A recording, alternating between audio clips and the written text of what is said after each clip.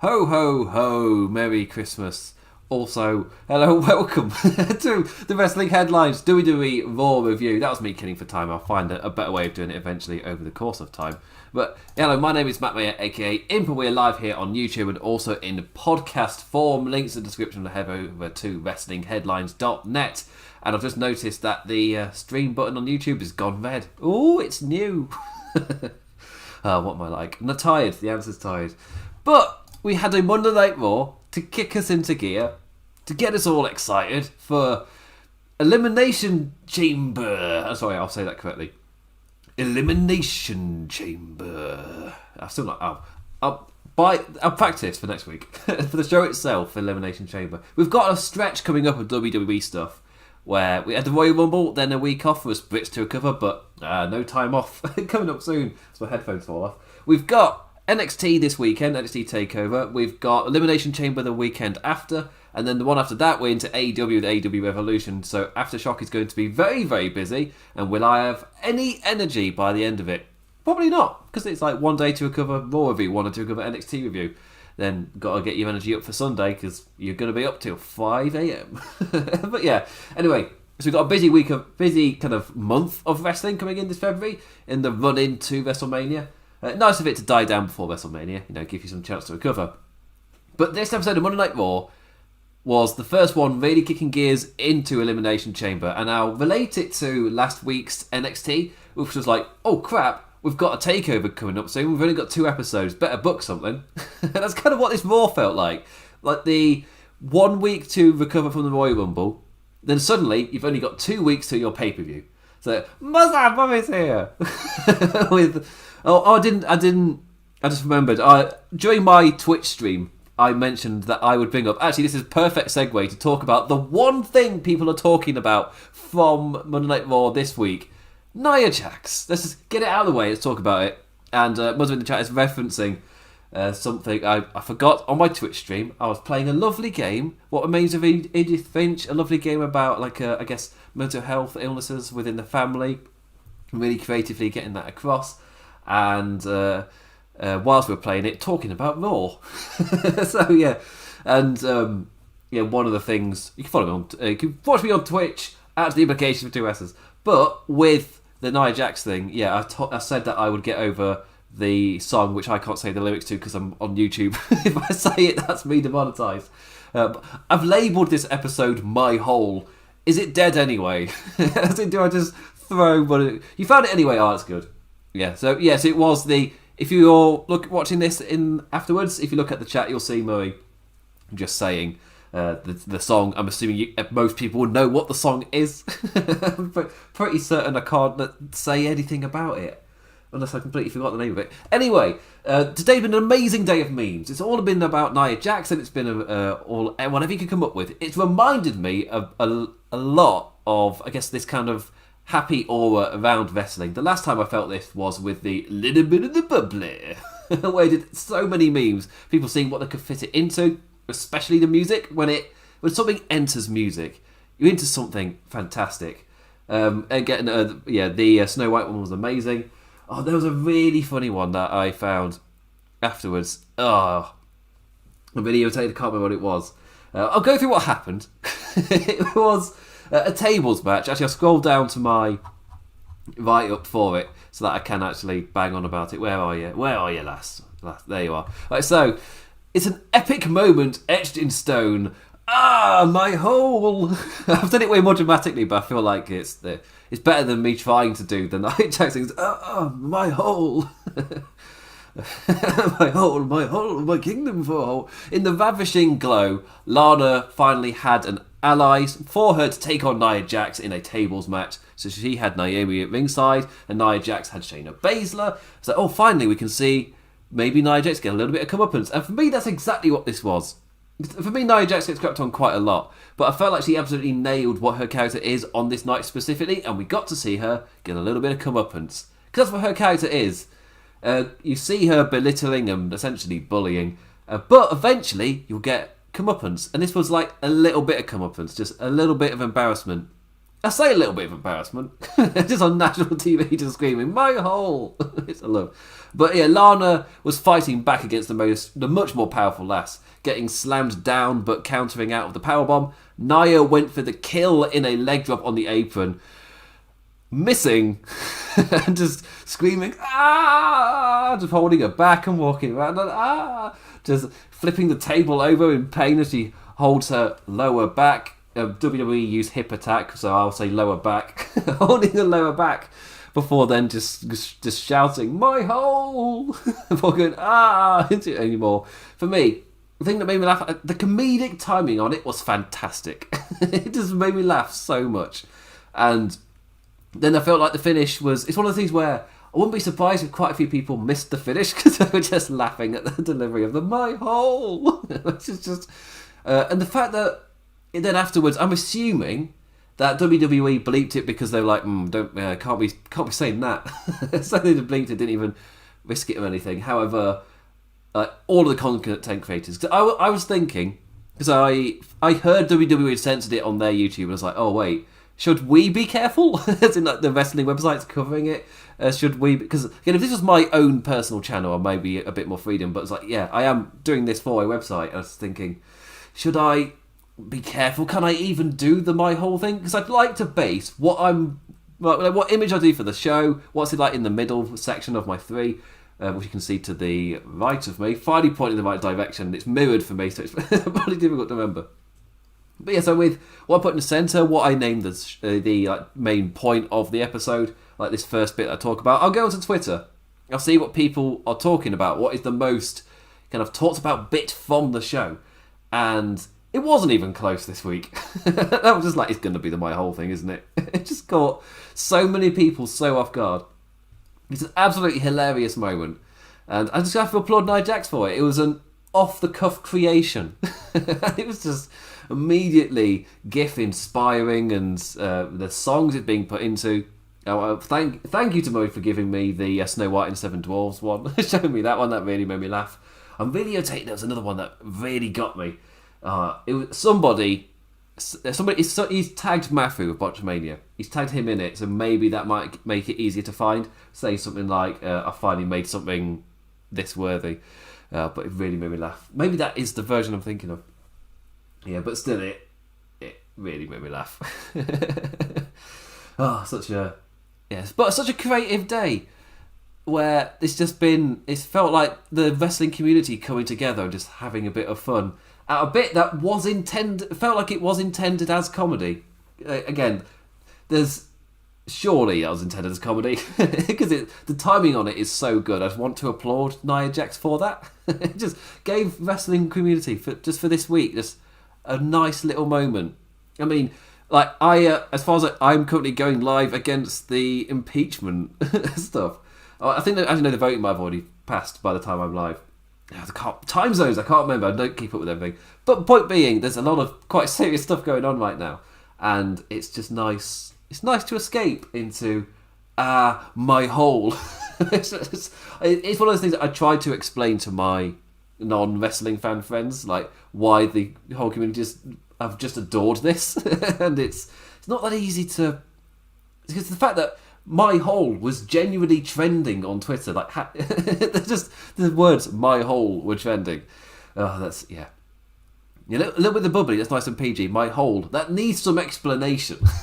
And it's why did you go just warm around this moment? It's like, such an interesting choice of phrase to sell it with.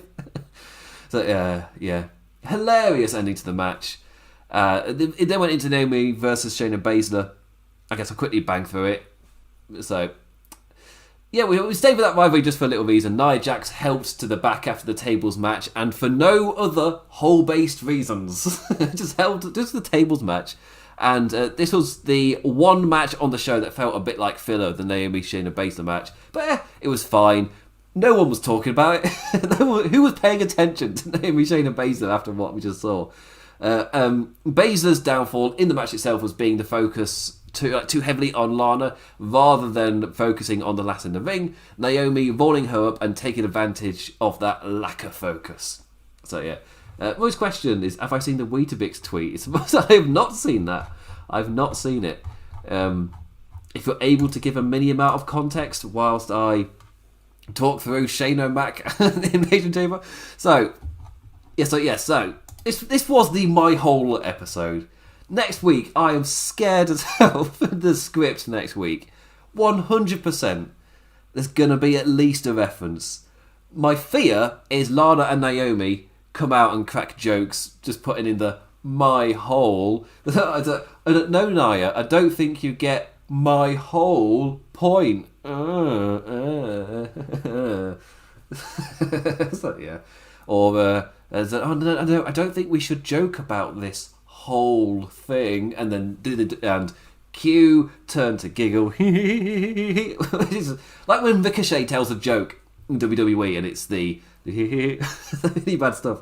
Like, I'm assuming that's what I'm guessing for. Have Lana and Naomi do Ricochet humour, WWE Ricochet humour. Have them do it. It'd be amazingly bad, and I'm not here for it, but it's what I want and expect. Come on, WWE, give me crap scripted banter. It's what I want. It's what I need. Anyway, we're on the road to WrestleMania, which means this was the Raw kicking us into the Elimination Chamber, and next week will be, oh crap, we're here. But again, none of that matters because this is the episode that we purely remembered for My Whole. No, this will not be the. Oh, do you remember that episode on Monday Night Raw where Shane McMahon came back and just announced the participants for the Elimination Chamber? Like, in a year's time, who's going to be like, and then you just kind of charge them up a bit. It's like, no, the My Whole episode. My Whole. I remember My Whole. Till WWE ran it into the ground by constantly referencing it. So that's what I'm looking for. Right, I've done enough to give me enough time to give you the context for this Weetabix thing. Right. Send a tweet with it having Weetabix with Heinz beans. Went off on Twitter and you have UK company Twitter's going off on it replies like having Weetabix with Heinz beans. Why would that's mental? This is a very British Weetabix. It's made of wheat. Beans. Heinz beans are baked beans. They're beans and tomato. I'm assuming that's a thing in America. So in a lovely sauce. And they do not gel. Like an oaty weety thing which you just have with milk compared to Heinz beans. What? That's a massive tangent. I can't be doing that. No, I can't. I can see why everyone's jumped off on it on the replies. They're just like, I'm sorry, what? What, have you done that? Yeah. Anyway, I feel like I've got to get my head back in the game after that. Shayna Mac's back, everybody. Hey. Well, to be fair, that's because I forgot to pipe in the Shayna Mac chants. I knew something was missing. I will never find those funny. Where he's coming out and you've got just blatantly just the guy on the keyboard pressing the button for Shane O'Mac. And it's the fact for me that they're told it's playing and they kind of look around like, yeah, thank you. In an arena we know is empty, and they're looking around like, yeah, thank you. They don't turn to the screens. They look all around like, yeah, thank you. It's like, no, we know it's empty. Who are you nodding at? What is this? And it wasn't a Shane O'Mac thing. They did that last week as well. I can't remember who the chants were for. But the same thing, where they're in the ring and then the chant starts playing for them and they start going, I'll soak this in and then I'll get on my promo. It's like, oh, wow, why are you? I don't get it. Anyway, Shane McMahon comes out. A bit of key point here. Adam Pearce was in the ring and goes, ladies and gentlemen, Shane O'Mac. And out he comes. I've elaborated a bit for dramatic purposes. But yeah, he just comes out and just announces the men in the match. Like, alright, okay. I mean, I'm somebody who, I quite like it when you know what you're doing in advance. Like, Elimination Chamber's coming up, so set something up so you can, where you're going with this. So it doesn't, surprise! Out of nowhere. But still, Drew McIntyre will defend his WWE Championship inside the Elimination Chamber in a lineup made purely of former champions. Ooh, right, yes. And of men purely 40 and over. Like, man, Raw really is good at bringing WWE's problems to the forefront each week. I swear, after Monday Night Raw, whether I've enjoyed it or not, the Twitter community is... the Twitter wrestling community is talking about something. I was going to say, overall social media, but have you seen the comments on Facebook? It's a different world out there. But yeah, so we got Randy Orton, Jeff Hardy, AJ Styles, The Miz, and Sheamus. And yes, Mother, the best in the world. And they announced a match where all the challenges are 40 plus. Huzzah. Aside from Drew McIntyre, can't remember how old he is. And AJ Styles is... He might be the oldest of the lot, but he feels fresher because he didn't arrive till 2016 because of all his other work. I mean, for me, that just exemplifies so much. But like, for me, just swap one of them out. Like, Jeff Hardy... he's your guy that does the high fly spot, but to be fair, it's one of the things where you got it watching the Rumble. It felt very like a very, very mid-card Rumble because nobody's been built up. Surprise, surprise. And because I think my 2020 review was they absolutely nailed the men's champions. The rest of the show, flat as hell. To realise that when I was reviewing that, I reviewed that on One Nation Radio with Rich Latter and James Boyd, and I was like, oh wait, no, I could swear on that one. Censor myself on here. There's something about that lineup that just feels incredibly uninspiring. Like an entire chamber full of wrestling stars from wrestling's past, like from a decade ago. Like, it's great that it's a lineup that's also like since 2009, like risen up and kind of become like mainstays in wrestling, but like no little showing to give us something to chew on for the future. These are all names of the eras kind of gone and the ones we're into. These are all, apart from Drew McIntyre, who is a returning guy, of course, he got demoted around 2010. I can't remember the timelines. But aside from Drew McIntyre, every one of those people has just been around in wrestling for quite a long time. AJ Styles, again, the freshest because, again, he was a TNA guy, then he was in New Japan, debuted in 2016. But in terms of wrestling as a whole, AJ Styles has still been a prevalent name. He's still been about quite a bit. And these are all names that we have seen a lot, apart from Drew McIntyre, who, again, he's been relatively strong in the wrestling scene, but he's not been a massive deal until 2020. So he's finally jumped on that momentum, but to be against 5 men who there's nothing, what's the word I'm looking for? I think, I was going to say stale, but I feel like it's a bit too strong for me. I say the word that I'm more going for is there's nothing fresh about it. There's nothing to excite me. I don't care for any of these guys because what momentum do they have? With a fantastic kind of we love Jeff Hardy and all. What's he doing in here? The matches he had with Elias, that's what he's been doing this entire time. He's either been losing against Elias or he's been beating Elias, and he's been doing that for months, and that is it. That is Jeff Hardy's life. What momentum does he have?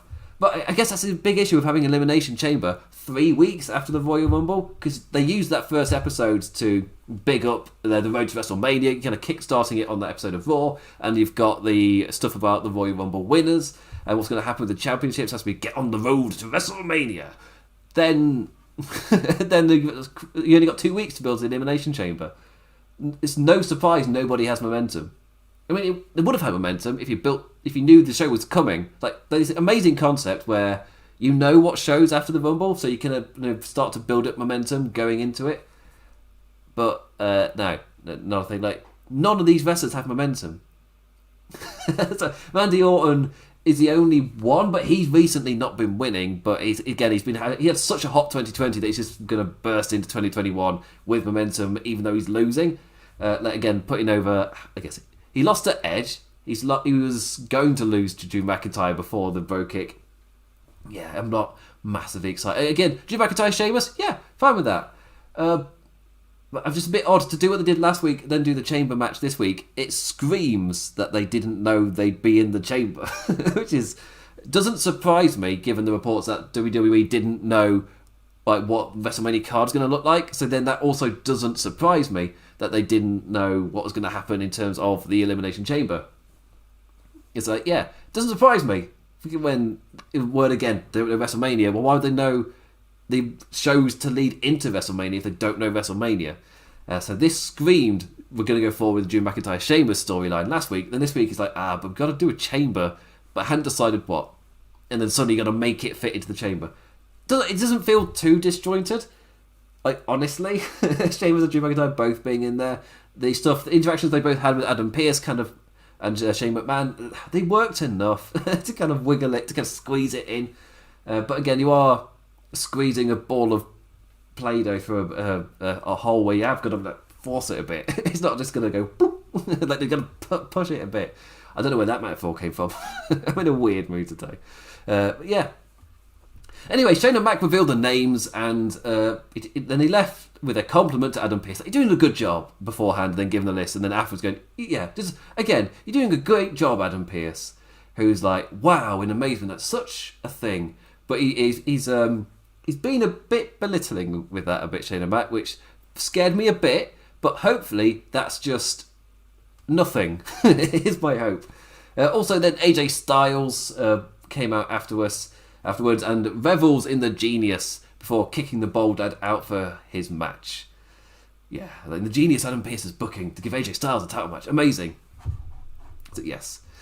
Yeah, and Shane and Mac, they missed a little note is Omos was with AJ Styles. I like it when wrestlers walk up the ramp and nod. I like that. It's like, yeah, he wasn't, no, what's the word? He was your bouncer. He was your bouncer for the Raw Underground. Shane. Oh, I've just gone past that, who cares? I like it when you give that nod. So, yeah. Anyway, after the break, Shane O'Mac was about to get in his car before WWE Champion Drew McIntyre walked on in and let the lad know he'd have liked a tad of a heads up. Shane complimenting Drew and pretty much saying, what better a challenge for champions such as yourself for popping in his car to get driven off because he's rich. So yeah, it set up what's coming, I guess. Where Drew McIntyre's going to start amping himself up. It's like, yeah. And until... I can't remember what I was watching. Again, during the day, I like to watch other Raw reviews to see what they're saying. One of them, I need to make a note nowadays because I've started referencing them.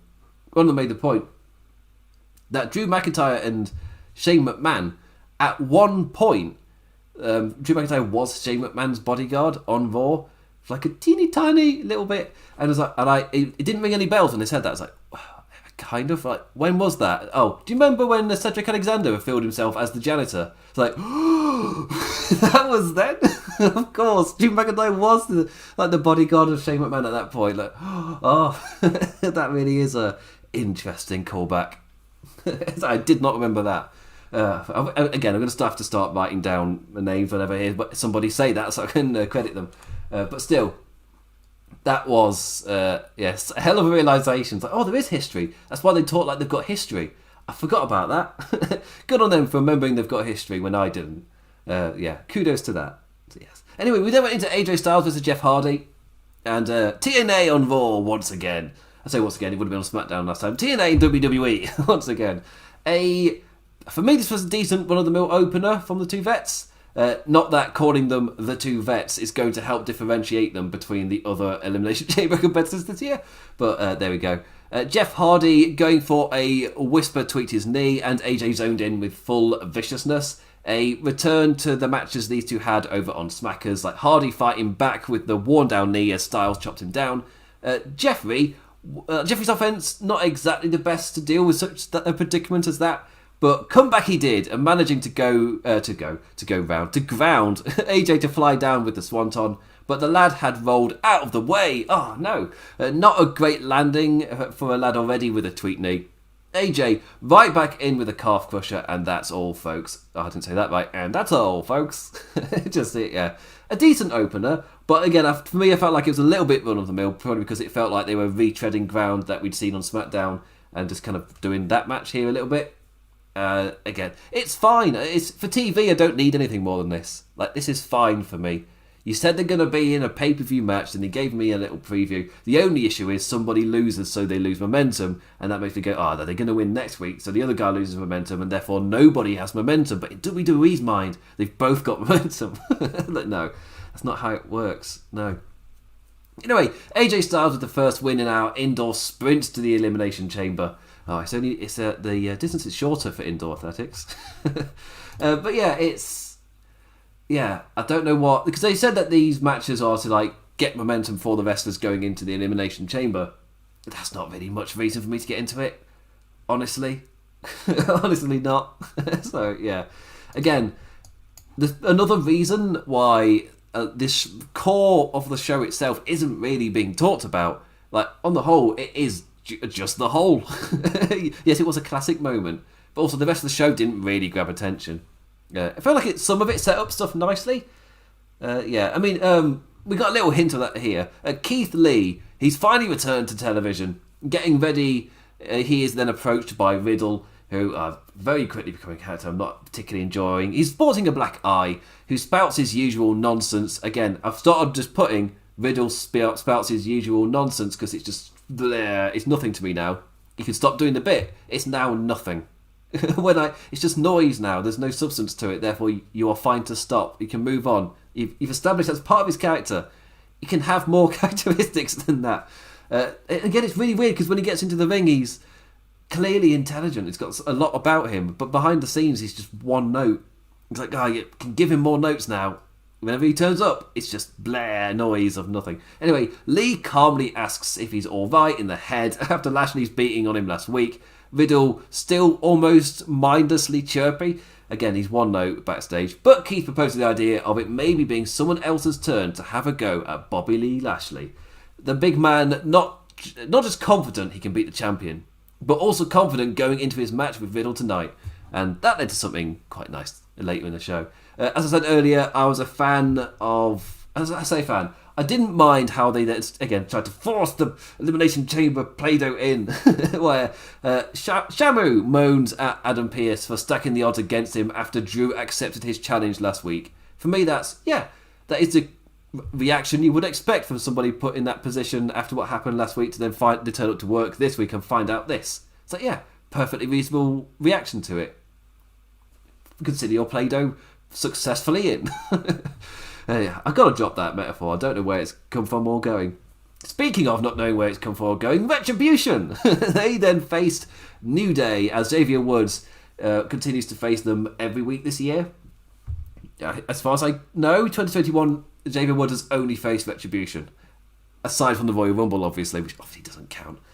Cheshire Cat's Xavier Woods playing the trombone upside down. This time, it's with Kofi Kingston though, so they're both kind of bouncing there as he's upside down playing trombone.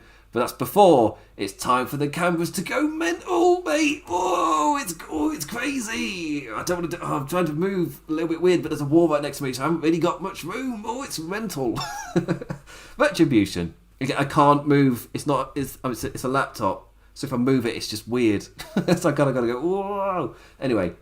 It's useless for the podcast version, really. Ali on commentary doing some great stuff.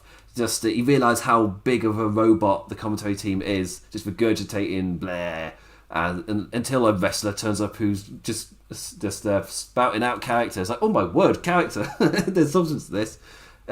It's a shame none of the booking reflects that. The anger seething out of him as he just asks, like, when is it my turn?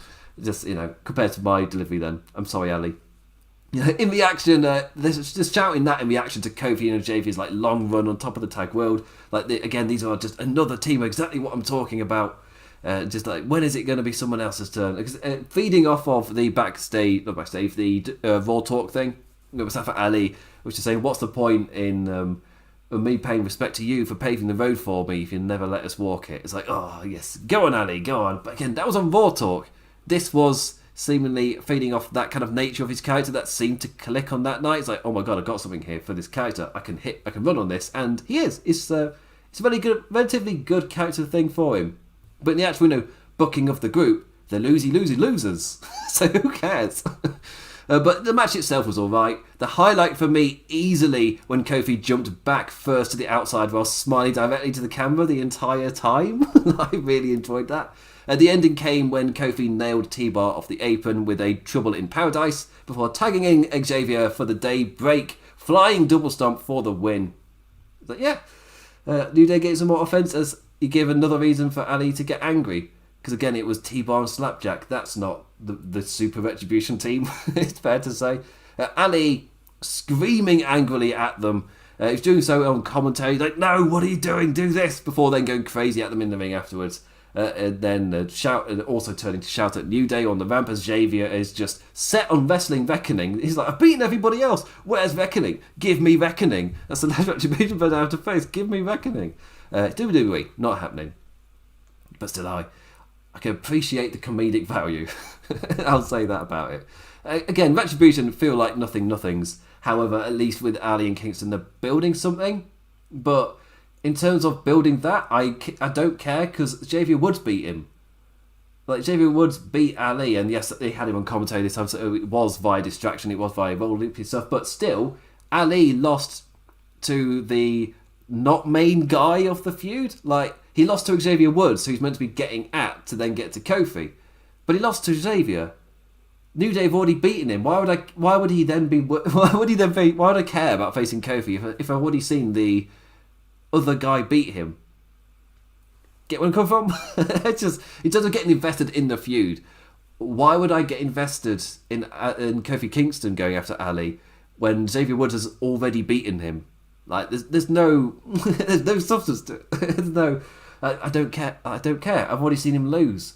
I can clap the stuff he's doing on commentary, but again, like, actual getting invested in the story, why would I care? Yeah. Anyway, I think this is an amazing transition onto why should I care about the story. It's Charlotte Flair confronting Lacey Evans and her dad, Ric Flair.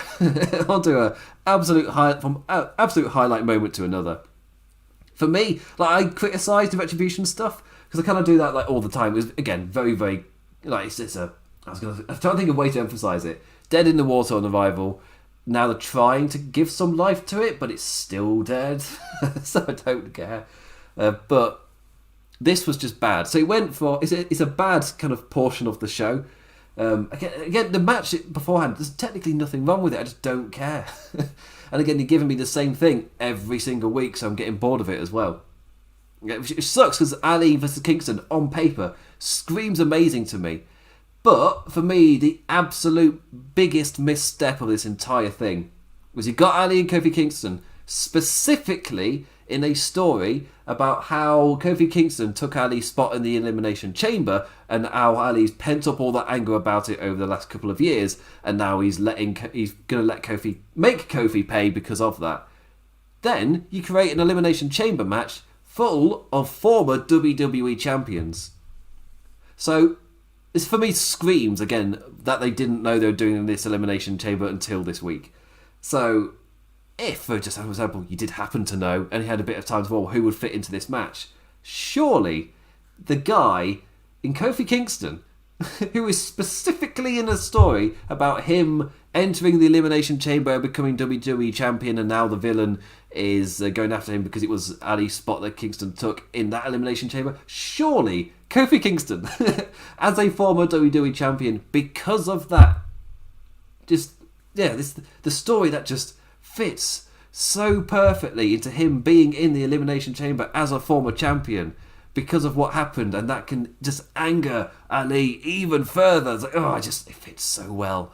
I guess the only thing is, would they be worried about his injury status because he's coming back from a broken jaw? Like, do you even risk him being in the Elimination Chamber?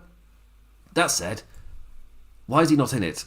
It doesn't mean it. I mean, I kind of like know the answer. Like, no, he's a tag guy. Like, he lost to Brock and very quickly just cemented back in the middle of the card as a tag guy with kind of no sign of anything else changing. But it's still, former WWE champions, and you've got that story going on. It's just so blatantly, it's an amazing fit. The pieces are there, but they're not doing it. But for me, that just tells me no, because then they'll be dancing around the WWE Championship. And just like to remind you, this is lower mid-card fodder. You're not really meant to care that much. This will be maybe a match at WrestleMania where it's very little investment in it, and the finish gives no momentum to anyone. So that's my prediction. I've moved on from Retribution getting buried at the Royal Rumble because they did a relatively good job, of not doing that.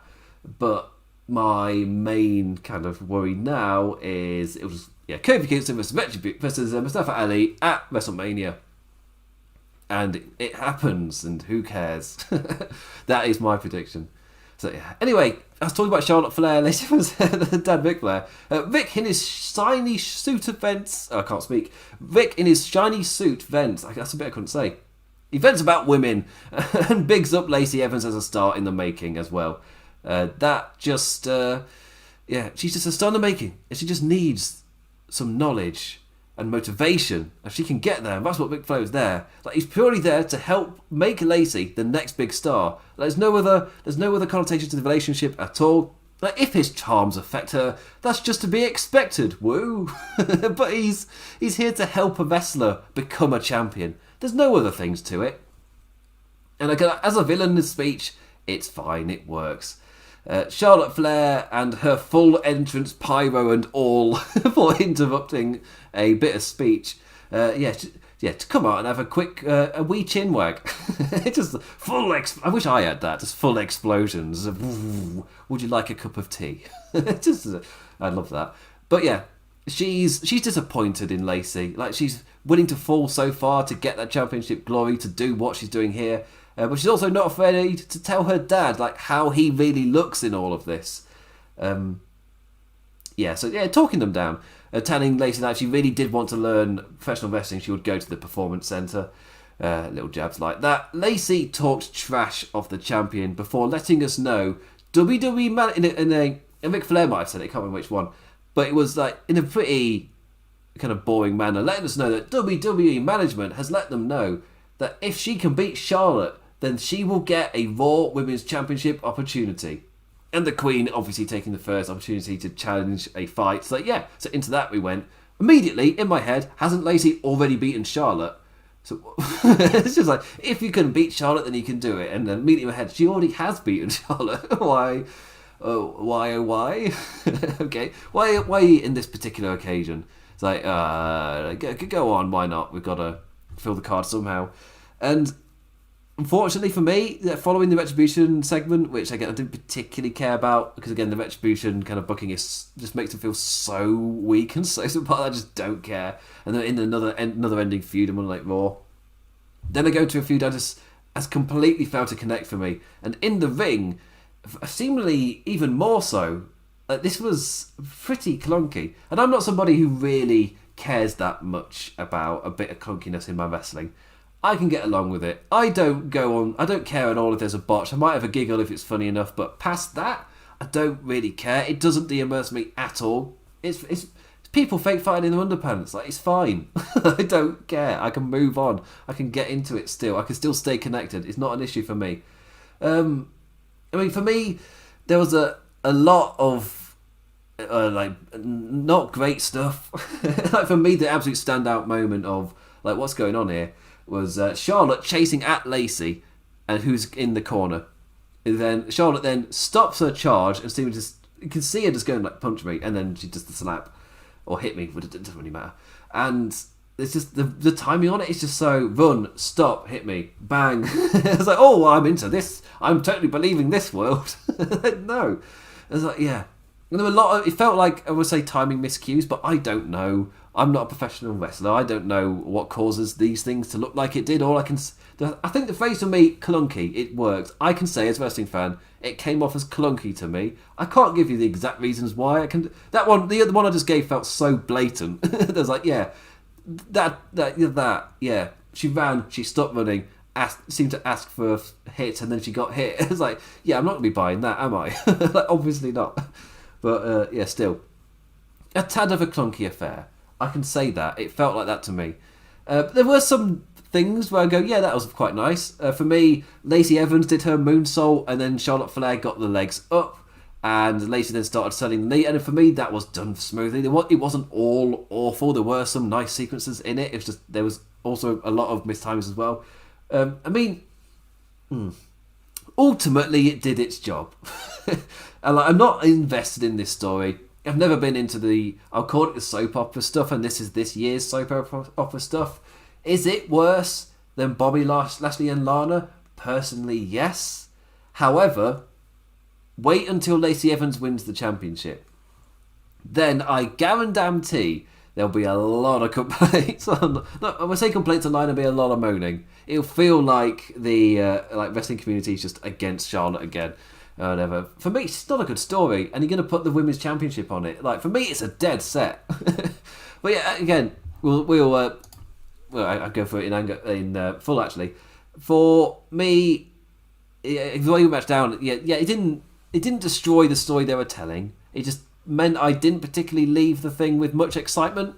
Charlotte, full of anger, let Lacey into the match more than she would have been with the lass on peak form, like that little ditty about it. But Flair always finds a way back in. Ric Flair was playing interference on the outside, swinging momentum more than once. The eventual snap came after Charlotte was on was back on top following a mighty spear, which did look awesome as well. With Charlotte going off on her par before telling him to watch this and unleashing fury upon Evans, unrelenting strikes in the corner and refusing the referee's calls to stop, leading to the DQ.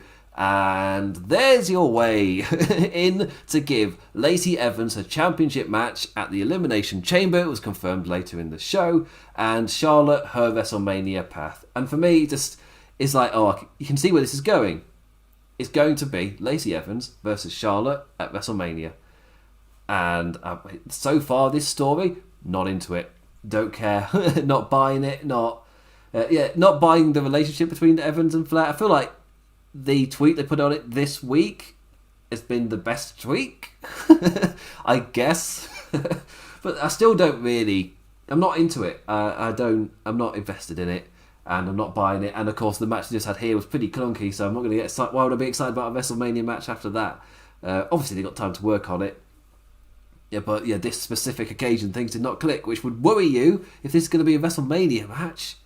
But they still went ahead with it. This is going to be. Again, in terms of caring for the characters as well, I get the point is, you feel like Lacey Evans has earned a championship match by not being deserving of it. Like, she got there by Charlotte Flair kicking her ass too much. So, that's how she gets it. So when she eventually does become champion, she's got no momentum behind her, so why would I care? Like, it's not Ric Flair's incredible management, this is how it definitely will be put up on commentary, where it's Ric Flair's amazing management has lifted Lacey Evans and now she's become Raw Women's Champion because of Ric Flair's guidance. No, not at all. It seems more like she's failing upwards. Would you say a failing upwards is closer to it, I guess. Why would I care about that? Anyway, I'm not really that into it. And the reason of Charlotte Flair getting so angry after who her dad's shagging, it's not grabbing me. Yeah. Anyway, Edge. Let's get into something good. Edge. I really enjoyed his little bit with The Miz on this show. And they're certainly having the Royal Rumble winners come out and who are they going to pick? Who are they going to go with at WrestleMania? And they're both Bianca Belair and Edge are like, I'll tell you later. There's a lot of stuff in the air. I'll leave it. Like Edge himself saying that now the WWE Championship is up for grabs at the Elimination Chamber. What does he do? He doesn't like Drew's chances to retain due to the nature of the match. So it makes sense to him to wait until the dust is settled. When out came Miz, Morrison and Garza, we saw them interacting earlier in the show. The Garza's facing Priest. Miz with his usual Money in the Bank spiel and got absolutely slaughtered by Edge on the mic. Yes, well done, Edge. He has been relatively solid when he's come back. Because I think I was trying to balance my views on the Royal Rumble on a thing saying I don't think what they've done is bad with the Edge Royal Rumble stuff. I haven't got any issues against Edge specifically. It's more specifically that this generation there hasn't been a men's singles match at WrestleMania between two guys of this generation, as the headline kind of match. There hasn't been one. The phrase I used was there hasn't been a match of the generation. The women have had theirs. The men haven't had one. When it has been two guys of this current generation fight for it, it's been in the middle of the card with many matches to go afterwards. Not just one or just a few because these are the main event part of the show. No, there just hasn't been this generation one. It's always been, I guess, Brock Lesnar's closest this generation. Daniel Bryan count when he wrestled Randy Orton, but also Batista. What generation does Randy Orton fit into? I don't know. But still, I'm just ready for this generation to have a main event match between two guys this generation, and there hasn't been one. And I feel like this generation is going to pass by before they do it. And then you'll be like, oh, look at Roman Reigns versus I was like, oh, it's yeah. I feel like that's the way that we're probably going. Anyway, Angel Garza then faced Damian Priest. I really like the pairing of Damian Priest and Bad Bunny. The fact that there's still, for me, complaints of what's Bad Bunny doing on here, and I'm just can he clearly not see what's happening here? It's such a good pairing. Bad Bunny, Spotify's most streamed artist, once again lending his aid to the new big arrival in Damian Priest. Damian Priest feels like such a big deal because Bad Bunny himself he's got so much kudos about him. He himself is such a big deal that Damien Priest walking out with him. That how I don't get it. How do people not see that? It's again, as far as I can tell, the majority consensus has shifted to no, this is a good thing.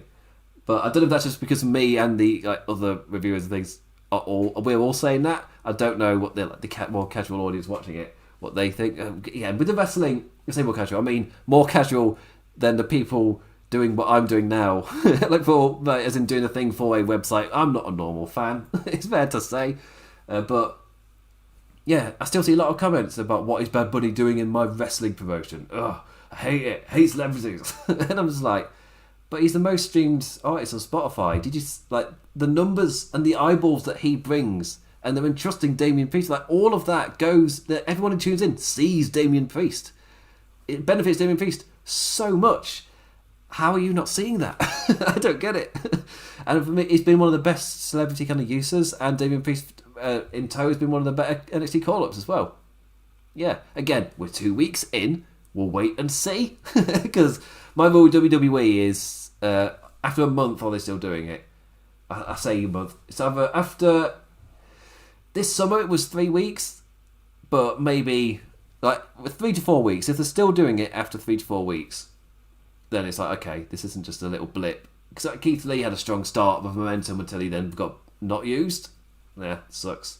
But I say Angel Garza was not a bad opponent to give some odds to Priest to show he can climb over those odds in this second week on the show. Also gives Garza a celebrity to rip his pants off and throw them at. It's like, yes, all for it. Even though Angel Garza is in 2020, I was like, this guy's the future. He's got the world in front of him. And now I'm like, what did he do? Why do you hate him? What's he done to make you hate him so much? He's just a lowly little guy who puts over Damien Priest. I mean, he's a good wrestler, and him being paired with Miz and Morrison meant that it did feel like Priest had some kind of obstacles to climb over. But yeah. Anyway, Angel had a tad of offense, mostly capitalizing off of Miz and Morrison's distractions, but Bad Bunny stole the attention again by stealing the Money in the Bank briefcase to cause shenanigans, throwing the case into the ring, causing John Morrison to run in and fetch it, but then the ref sees him standing in the ring with the briefcase and just assumes that he's trying to lamp Priest. So out of here you go. The distraction was created, and the reckoning soon followed for Garza. Priest and Bunny win once again. Yeah, good for them. Damien Priest, starting to feel like a relatively big deal. Pairing him with Bad Bunny is a really good pairing for me. So yeah, I just realised I do need a drink of water. Lovely, lovely water. I keep forgetting it's February over here, and because it's so cold and chilled, my water is still chilled 50 minutes later. So it caught me a bit off guard. Anyway, Charlie in the interview ring with Drew McIntyre and Elimination Chamber. Thoughts? Drew says it's WrestleMania season. Repeats his line from last week to Sheamus about just asking for a title shot. Why do you have to turn on me like that? But tonight he's focused on Randy Orton. With the odds now against him, you back him into the corner like a wild animal. He'll fight like mad and rip your face off. I think he's used that kind of sentence structure before, but it works. I'm all for it. I like it. So yeah, after the break, Bianca Belair was in the interview ring. Charlie asks her about Asuka versus Lacey Evans getting confirmed, and who's she going to challenge at WrestleMania? And as I was saying earlier, she's just not going to reveal who she'll challenge. Be it Asuka or Sasha Banks. And they were hyping up Bianca Belair. It was like, well, where's she going to go? And the answer is, I haven't decided. So then that's that. It's like, stop hyping it. You're going to do that. Also, I did enjoy Asuka coming in afterwards. Sugoi desu ne. You won the Royal Rumble. That doesn't mean you're ready for Asuka. It's like, yes, I've made it a lot more jovial. But she does the dancey thing. And then Belair having a bit of fun laughing, and then also two of them dance laughing, I guess. Lacey's clearly not ready for Asuka. But Bianca then lays down the line that if Asuka were to win, maybe the Royal Rumble winner will be showing her face a little bit more on Monday Night Raw. All right, Dr. Zeus. Yeah, I like that with both her and Edge, they've had them show up on the different shows and give a genuine, legit reason as to why they would go for their title. I like that. Like Bianca Belair giving genuine reasons. Like, I'd love to face Asuka. I'd love to face Sasha Banks. So, which one I'm going to go with? I don't know. But it's good. It's good stuff. I like it. Edge as well showed up on every single show and giving legit reason and kind of credence and a bit of emphasis to every title match that's coming up. I mean, every top title match that's coming up, obviously. Yeah, I like where it's going. I'm happy with it. Speaking of things I was happy with, Riddle versus Keith Lee. Just so jarring the backstage segments. Like, Keith Lee for me comes across as great. Riddle, again, one note, and the note has you've got over, as in I don't mean it's over, I mean we understand. We understand the trait you've given Riddle. He doesn't have to just be that one note. But in the ring, there's so much to him. And well, after 2 weeks of isolating, it's really nice to see the big man back. Keith Lee, again, if you didn't know, his lady partner, Mia Yim, tested positive. Sorry, Reckoning tested positive. So, yeah, he isolated. He never did test positive, but he's back now. And it sucks the man missed the Rumble, but at least he's not out any longer. MVP on commentary too, tying over the Bobby Lashley's factors for this matchup. A great, middle of the show match for me, showcasing the future as the main event, currently sits in the past. But we had this match to showcase the future. Big, powerful Keith is big and powerful. Riddle using his wrestling acumen to try and find a counter in, but charging at the big lad maybe wasn't the smart move. He was a tad smarter with his other offense though, managing to ground Lee, and eventually he did so again and nailed the floating bro for a close fall, countering the man's power with a triangle as well to water down that arm and drain the energy out of him. And in the end as well, he was worn out, he was knackered, they both fought all over the place, and a flash jumping knee looked to be a quick spark for Riddle, but Keith Lee immediately responded with a glory bomb for the win. I was Keith Lee came across as a really strong wrestler. I don't mean he's in powers, he looked great coming out of this. Yes, Riddle lost, this was the match he looked the best in.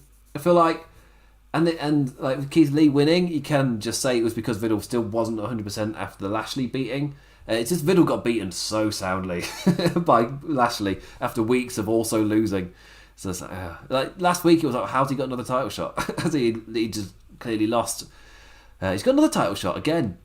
So was it a show of respect between Lee and Riddle after the match before the United States champion burst on in Bobby Lashley, knocking Lee to the outside before swinging Riddle around with the Hurt Lock yet again. Lee the one caught by the blind side, Riddle the one who had just taken the glory bomb loss, so it makes sense that Lashley could take advantage and beat them both down. Lashley charged in with the steel steps at Keith, knocking him over the announce table before MVP handed the man his US Championship to pose on high, looking mighty as hell. And then this match was officially confirmed as a triple threat at Elimination Chamber. It's one of those where I look at it and go, that match will be really good. And then I also look at it and go, why the hell is Riddle there?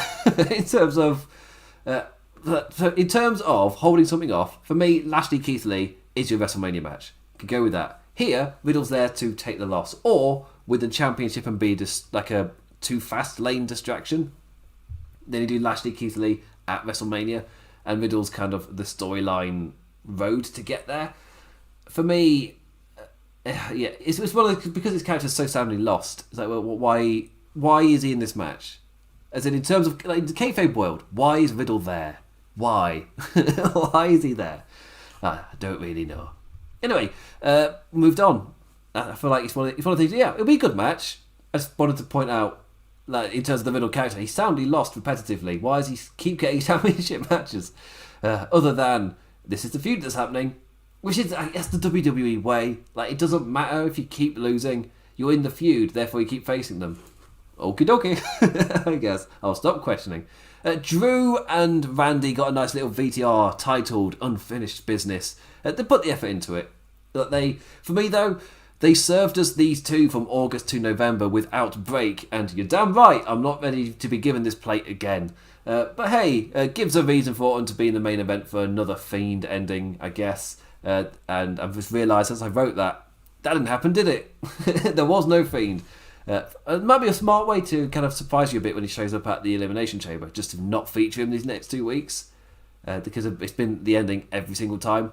They're changing it up a bit, It's just not ending every show on a Fiend thing. There was zero mention, no Alexa Bliss, no Fiend stuff, no Fire or anything. Just straight up Elimination Chamber. Anyway, Randy gave us one of his to-camera promos after that. He's obviously jumping in on doing whatever it takes to become WWE Champion, as is his nature. But tonight, Drew gets reintroduced to the Legend Killer. At Elimination Chamber, Destiny will be calling once again. Randy K. Orton. Keith. Randy Keith Orton. Yeah, please don't win, Randy. Don't care about Edge, Randy. You gave me the last one. Fine with that. And to be fair, with Edge going to each show, for me, Edge versus Roman Reigns just screamed. That'd be an amazing match. My only worry for that one being that apparently the storyline that Edge, kind of the vision Edge had in his head, was the amazing comeback and then the Royal Rumble win, and then he wins the WWE Championship or wins the title at WrestleMania to kind of cement the amazing comeback. That said, it's been 10 years and the new generation has emerged and the new generation desperately needs its moment. So if Edge is to beat one of them, I guess if Randy Orton winning, so that we get Orton versus Edge and we get Sheamus versus McIntyre, I guess that's a workaround, but that would be a bit of a damp ending and would be very emblematic of the current state of Raw for me. As in, the only reason Randy Orton versus Edge would be fine for Imp would be because then you're not having any of the current gen guys lose to Edge. So, because again, they desperately need just to have that match at WrestleMania, and it doesn't look like they're getting it. We'll wait and see. I'm suspecting Drew McIntyre versus Lesnar again. I'm suspecting Lesnar to show up, and that's what Drew's match is. That's my prediction. Unless you get Randy Orton Edge and Roman Reigns. Who's Roman face if it's not Edge? Because it felt so great. SmackDown's been good. I've been fine with SmackDown. Stop ribbing on SmackDown. They're fine. Anyway, I'm getting close to the hour. I try and keep these shows under an hour, but I'm going to fail now because I've got the main event to cover. So it's Randy Orton versus Drew McIntyre. Immediately, here we go again. This time with baddie Sheamus distracting at ringside. Orton on top thanks to that, as Drew had to valiantly fight his way back in like a true hero champion does. Plenty of reversals and near falls for men overly familiar with each other. The anger between the two nowhere near the heights of their last meeting, but that's to be expected given that they've moved on to new pastures before facing each other again for some reason tonight. I mean, we know the build into Elimination Chamber, but again, he gave it so many times. I'm not going to be hyped for it. Major positive, the superplex from Orton is as super as always gets reaction out of me. But the RKO doth not cometh for a man you faced 3 too many times. Randy looked to have another go for the RKO, but Shamu ran in with the bro kick. Randy wins via DQ. Sheamus got a claymore to the face, and the WWE Champion stands tall for now. Yeah, that's the ending. Samoa Joe remarking just in time before the show went off air, I think he meant to bro kick Drew before that story, just getting that story beat in the inch of time, so we know it wasn't a purposeful DQ. It was the look of the champion that the other lad got caught by the Irishman. Yeah, the look of the Irish not on his side, it was on the Scottish on this night. But technically, Randy Orton beat Drew McIntyre via DQ. Hopefully they don't use that. Hopefully that's not a little sign of Sheamus costing Drew. Because that feels... It's the little thing you put in there. It would feel weird for Sheamus to do that massive turn and then just lose. It's like, well, then I don't care about the next match because he's lost soundly. Yeah, but I do like. I did like the interaction with Adam Pearce. I was like, you screw me over because he's accepted the match, then you've gone and just booked this Elimination Chamber match. And Adam Pearce is like, well, this is a big spectacle match for a pay-per-view. It's a big show in the Elimination Chamber, and we're delivering with this match. Sheamus obviously not happy with that. So yeah. Anyway, that is the end of the Raw review.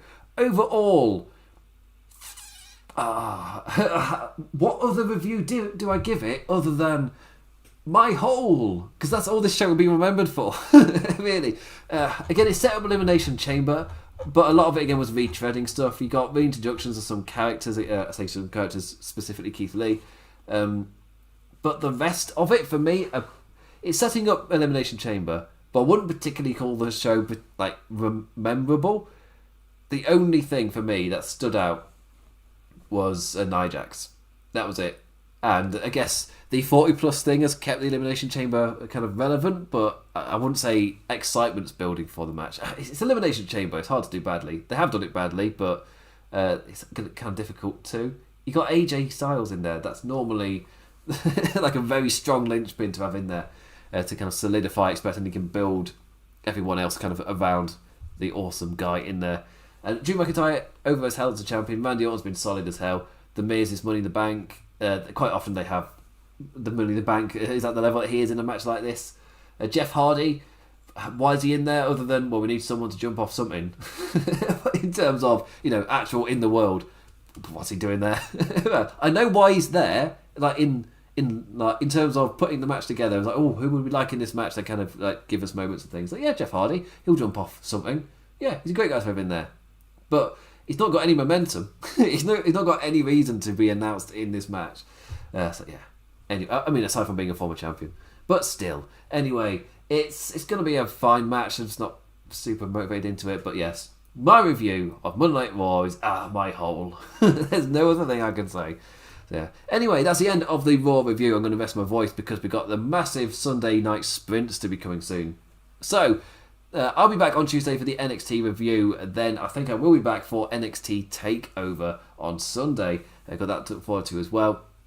Week after that, Elimination Chamber. Week after that, AEW Revolution. It's a busy schedule for the wrestling fans, especially if you're British. Good luck with the sleeping patterns and all that.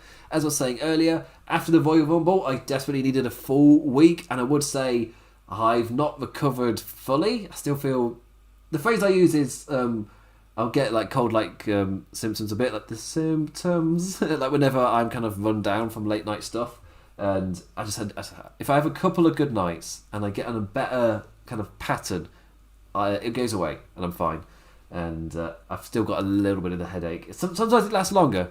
That's the sucky thing about it. It's not universally the same each time. Sometimes it takes me a couple of weeks. Sometimes it's been weeks. Other times I'm fine a few days later. So hopefully that's the one that happens at TakeOver and I don't get run down again. Yeah. Anyway, it's nice going from Thursday to Tuesday without anything to do. So that was nice this week. I'm looking forward to it in March. Anyway, you can follow me on Twitter at the Damn Implicat. That's damn as in damn. You can you can follow me on Twitch at the Implications with a second S. One day I'll remember to put that in my name bar underneath me. And you can tune into the NXT review on Tuesday. There's all the other stuff here on the Wrestling Headlines YouTube as well as Laws of Pain Radio, where this is put out in podcast form over on RedCircle. And you've got all the other shows on there as well under the Wrestling Headlines / former name LOP banner. As they're all there. Check those out. And just Wrestling Headlines website itself. Columns being bashed out left, right, and centre in awesome fashion. Go read them all. Really proud. I want to say proud to be amongst the kind of writers of this generation. I feel like I need to get back into writing. It's just that COVID screwed me over in terms of my schedule and being able to do that. So again, hoping things settle down soon at some point. So yeah, my voice is going and I need it for Thursday, so I'm going to sign off now. So that was Monday Night Raw. What did you make of Monday Night Raw? What did you make of my hole? And with that, in the most unique send-off, sometimes I love wrestling. Send me over the memes. Send me memes. I'm all for it. With that, I bid you adieu. Adios.